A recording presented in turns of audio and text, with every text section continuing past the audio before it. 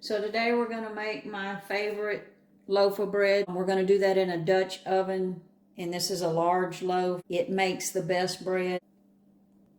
You could definitely half this recipe and do it in a loaf pan, but like I said, in that Dutch oven, this makes the best bread. I'm actually making it for a roast beef sandwich. What I've got here is I've got some all-purpose flour. Normally I would use some bread flour, King Arthur bread flour, but I don't have any of that today, so I do like the King Arthur brand better, but you can use any all-purpose flour. Some yeast, salt, and water is all we're going to need to make this bread.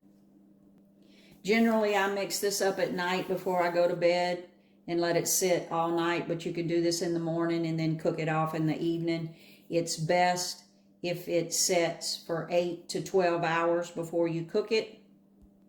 So let's get it mixed up. You're going to need 6 cups of flour, a half a teaspoon of yeast, 2 1/2 teaspoons of salt, and 2 2 3/4 cup of warm water, not hot water, warm water. So let's go ahead and mix it up. So in the bowl of the stand mixer, I've got 2/3 of a cup.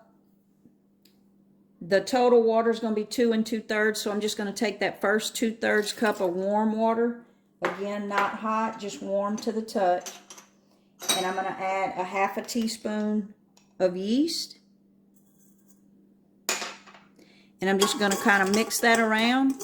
And we're going to wait for that yeast to start blooming. And I'll show you what that looks like before we add any other ingredients. And the yeast I'm using is just this Fleshman's Active Dry Yeast. So we're going to let that set for about 5 minutes till it starts blooming. And immediately you can smell that yeast when you put it in that water. You don't have to have a stand mixer to make this recipe. You could stir this with a wooden spoon into a bowl, but the stand mixer just makes it a little bit easier. But I'll do a different video the next time I make a loaf. I'll do it without a stand mixer and show you how easy it is to do that as well. But let's wait on this yeast to bloom. So it's a little cool here this morning, so the yeast is taking a little bit longer to bloom. This is after about 5 minutes. You can see it's starting to come to the surface and it's blooming just a little bit. But I'm going to give it a little bit of motivation. I'm going to put a sprinkle of sugar in there and let it go just a few more minutes, and I'll show you what it looks like when it bubbles to the top, and then we'll go ahead and mix up the bread. So now you see that yeast is coming to the surface there, and it's beginning to bloom. We could let that go a little bit more, but I'm ready to get this mixed up. The longer you let it sit, the more of that yeast will come to the surface, but that tells me my yeast is good, so I'm going to go ahead and mix up the bread. So to that, the recipe calls for 6 cups of flour. This is 5 cups because on that last cup, I want to mix it in because I want to make sure that the consistency of my bread is like I want it. And depending on the flour that you have, that 6th cup could go either way. So I'm going to go ahead and put my other ingredients in at this time. So I'm going to sprinkle 2 1/2 teaspoons of salt.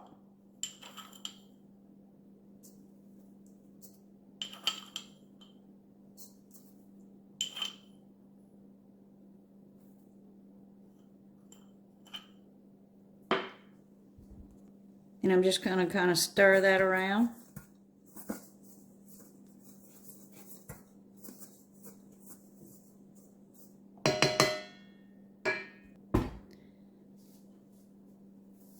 Now I've got my dough hook on, and I got the remaining 2 cups of water here.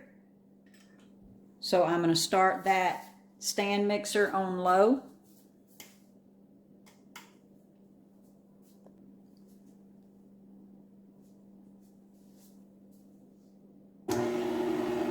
And I'm going to start pouring in that 2 cups of water.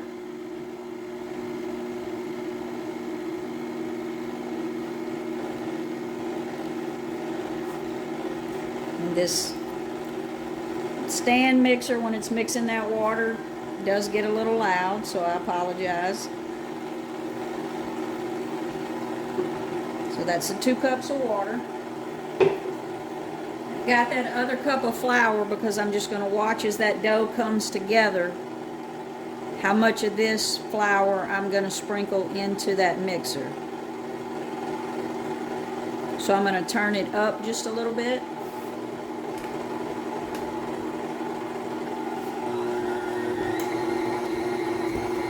And I can see that dough is pretty wet. So I'm going to sprinkle in some flour. And I'm going to stop it so I don't make a mess.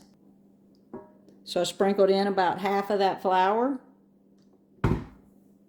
We're going to start it back. Let it go.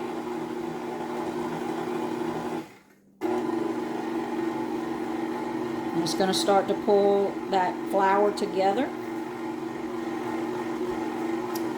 I've got roughly about a 1/4 cup of flour left here, but that dough's starting to look good, so I'm going to let that mix for a little bit, and then I'm going to feel the dough and see if we need to add more flour. So I've had that mix in about 45 seconds. I'm going to stop it, and I'm going to show you what I'm looking for with the dough.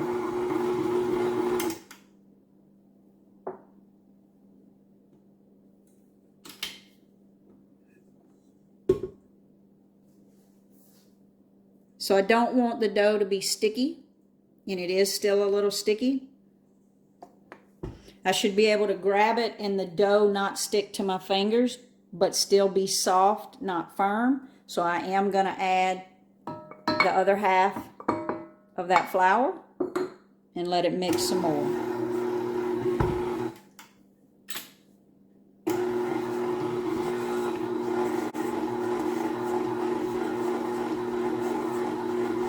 And if you get impatient like me and you try to turn it up, you're going to make a mess. So a medium speed is always good. So we're going to let that go for about 1 minute. So after about 30 seconds, I can tell that that dough is still a little wet. So I've got another 1/4 cup of flour here, and I'm going to add about half of that because I don't want to go too far with it. And I'm going to mix it up some more because it's still sticky.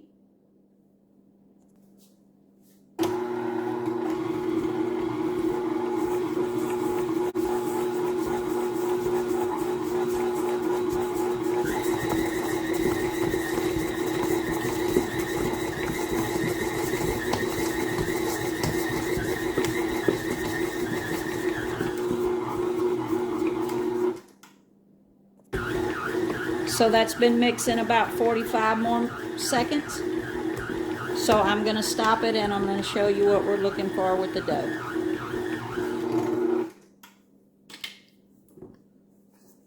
Oh yeah, so you can see, now we could have just went with the recipe and that would have been a good loaf of bread.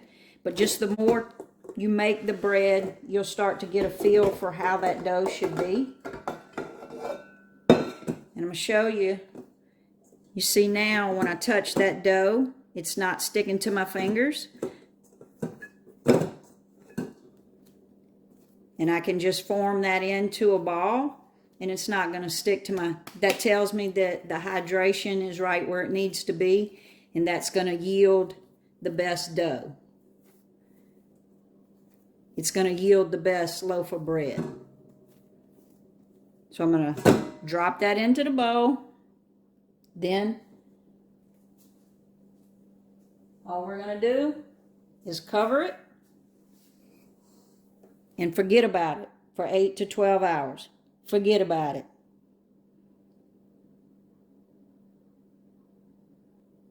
We'll come back in about anywhere from 8 to 12 hours and we'll put it into a Dutch oven and we'll make one of the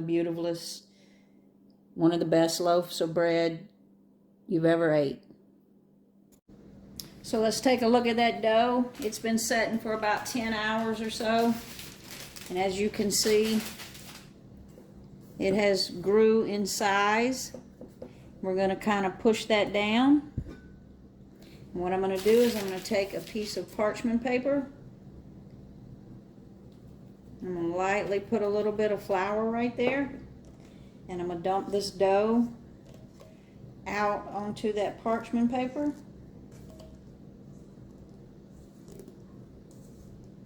If you could smell this right now, it's good and yeasty.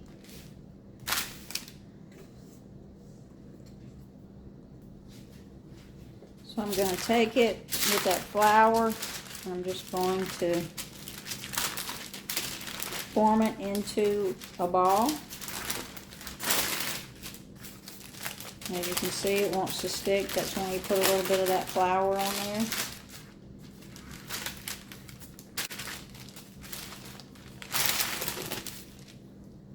I'm just going to fold it over on itself like that. And I'm just forming a ball. Just form that into a ball.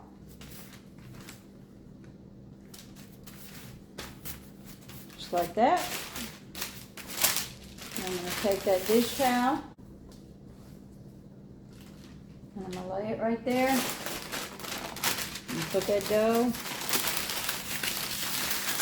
I'm just going to kind of wrap this parchment paper, and I'm going to take that dish towel and I'm going to wrap it back up, and we're going to let it set just like this to rest for 30 minutes. And I'm going to turn my oven on to 425. After my oven is preheated to 425 and my dough has rested for 30 minutes, I'm going to put it in this Dutch oven and I'm going to bake it in the oven for about 45 minutes. I'm going to set this Dutch oven in the oven about 15 minutes before I'm ready to stick the loaf of bread in the oven, because you want this Dutch oven extremely hot. Mine has a plastic handle, that's why it's wrapped in tin foil, so make sure that you have a Dutch oven that the lid can go in the oven. So we're going to turn our oven on to preheat, and we're going to let our dough rest for 30 minutes. So we're going to unwrap that dough, and I just took the Dutch oven out of the oven and it's preheated. And we're going to pick this dough up, we're going to put it in the Dutch oven with the parchment paper. I'm going to put this in the Dutch oven. We got it in the parchment paper. Put that lid and into the oven for 45 minutes. Okay, I just took that bread out of the oven and that was 45 minutes. Let's take a look. Oh yeah. We're going to put it on a cooling rack and let it cool. We're going to lift that out onto a cooling rack, and it is very hot. I'm going to slide it off of that parchment paper. Again, it is very hot. And I think we should test this crunchy part right here just to make sure it's good.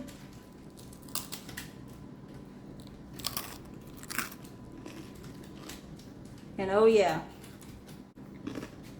it is good. Let it cool and it's ready to slice up. If you ever start making your own bread, you'll never buy grocery store bread again. Give it a try. So let's slice open that bread and see what we got. Now this bread has cooled.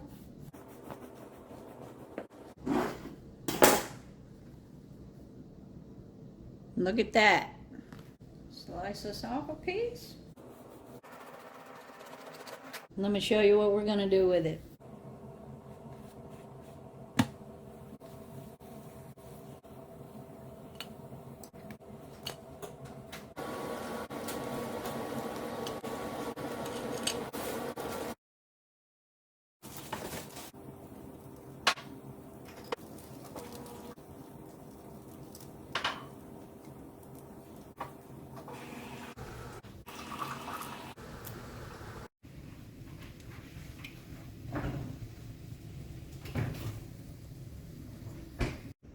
Check out our stuffed roast beef done in the crock pot to see how we did this sandwich.